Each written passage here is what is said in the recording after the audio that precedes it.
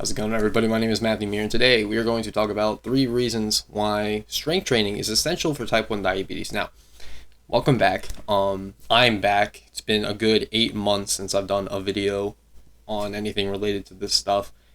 The first video I did kind of blew up a little bit. When I say blow up, I mean like 2,000 views. The other one, about 200. Either way, I've been seeing a lot of questions, a lot of people asking me, hey, can you help me with this, or how do you think about this? And one, I appreciate that. When I first did these videos, I didn't think they were that good. Two, I didn't expect anything to come out of them. What I was doing at the time, and I'll explain this real quick, I was starting a coaching program for type 1 diabetes, and the legal issues around health coaching are a little bit tougher to jump through than I thought they would. So, as a workaround, you can start programs that are do-it-yourself that people can just sign up for. None of it is medical advice, and nor should it be seen as that. Nothing in these videos should be considered medical advice. I'm not a medical professional, but the jump through for anyone who was curious about this is to make programs that you can just do yourself. And so that basically is what I've done. So everything that I planned on doing through the coaching program has now been implemented into the do-it-yourself programs. I've been working on this program for about 3 to 4 months. It's based on what I started doing a long time ago when my A1C was pretty high. It was like 8.2, 8.3. That's relatively high. And I brought it down within 3 months to a 6.2. And this is the exact program with a little bit of additions based on all the knowledge I've gained since then. Now, when I say little, I mean there's a lot of fine-tuning, a lot of adjustments that make it more effective. The program is very strong. It's called the 12-Week A1C Crusher. You can find the link to it in the description below. It should be the first one.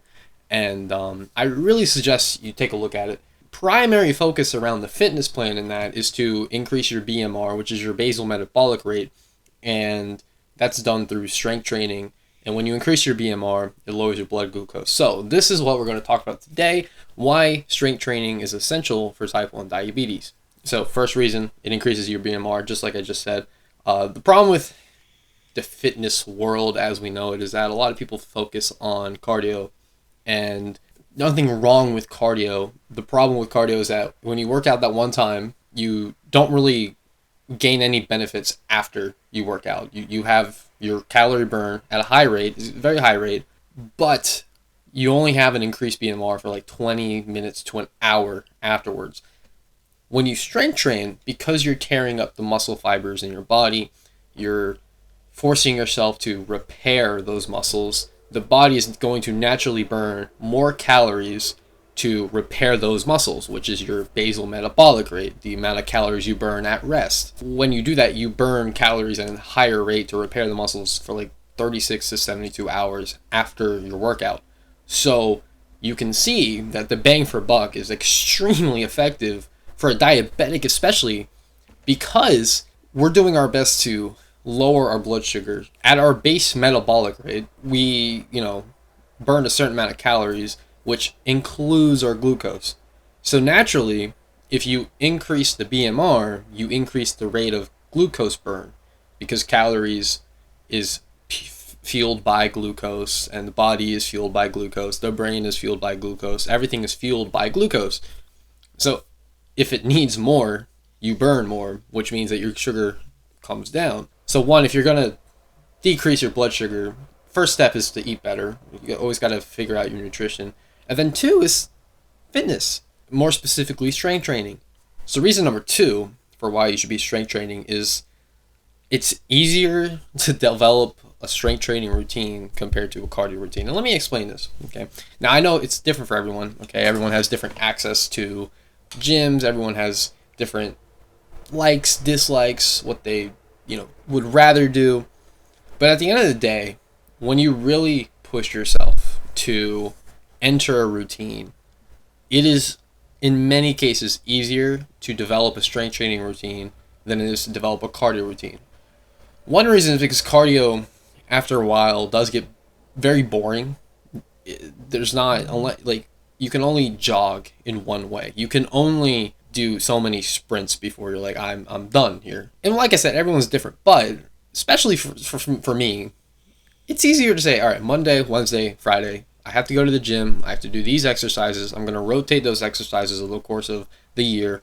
I'm going to go through a cut program, a bulk program, hone in on my diet, hone in on my calories, hone in on the way I look, craft a body that I would like to have, and I'm going to visibly see that feedback. And because I visibly see it, I now feel more empowered to go to the gym. I feel more empowered to continue working out. Whereas cardio, you burn calories, but unless you're like really being strategic about exactly where your calories are at and you know exactly how much you're burning every cardio session, you might lose weight and get leaner, but you're not going to put any muscle on.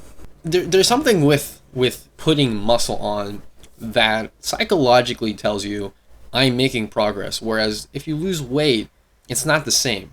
Losing weight, yeah, you have the psychological benefit of it, but the leanness is what makes it better. And if you're lean and strong versus lean and just lean, skinny, there's a better psychological benefit in the fact that I look chiseled, I look like a movie star, I look really good.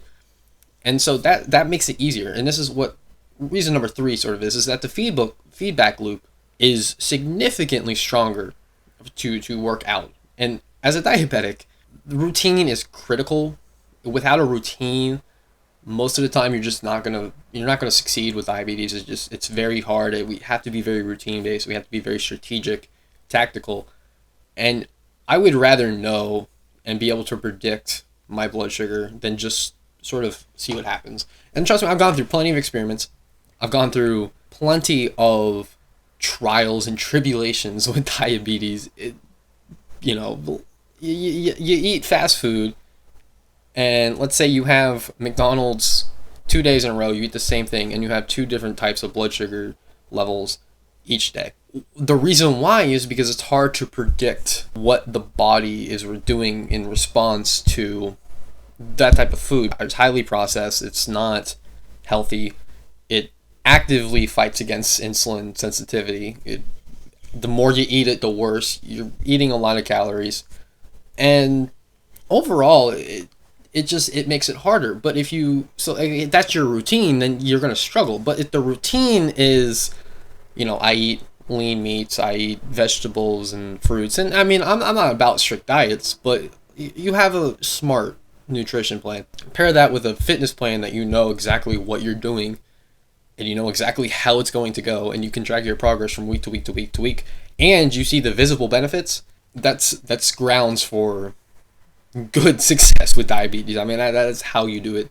Routine, feedback loops, and doing things that increase your BMR. Like, those are the 3 main reasons for why anyone should ever enter a gym as a diabetic.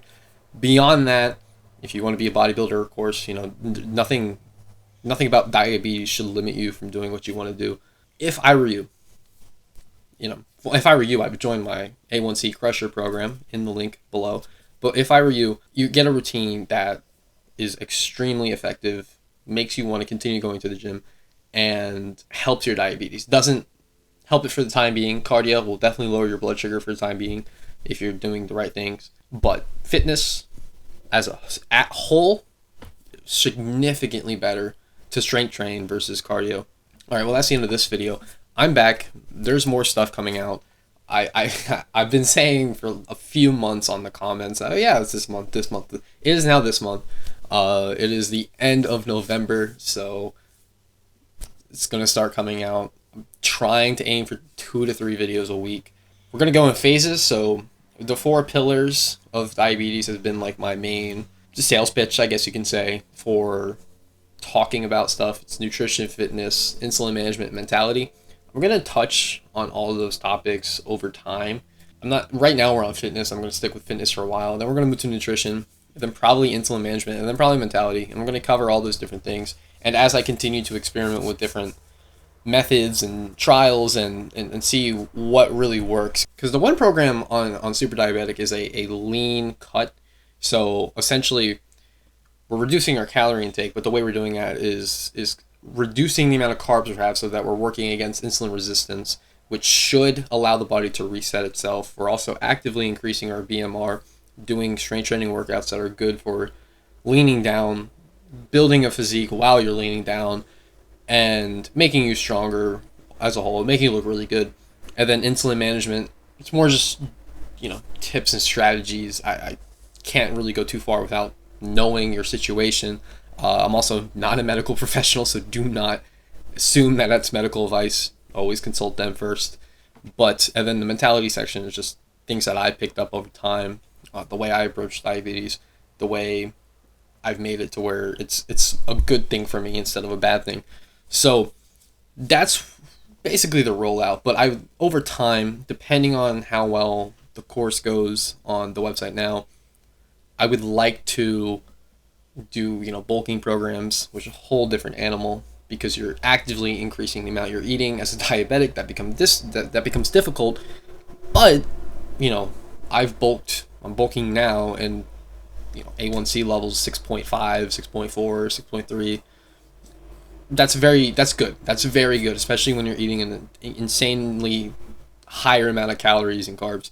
I just checked yesterday. The amount of carbs I ate was about 315. That's a lot. It's a lot as a diabetic, but when you manage it well and you follow the programs that I've written to a T, you can pull it off. So without further ado, stay tuned for those videos. Hit the subscribe button, like the video, and turn on notifications because more is coming out, I promise. And I'll see you in the next one.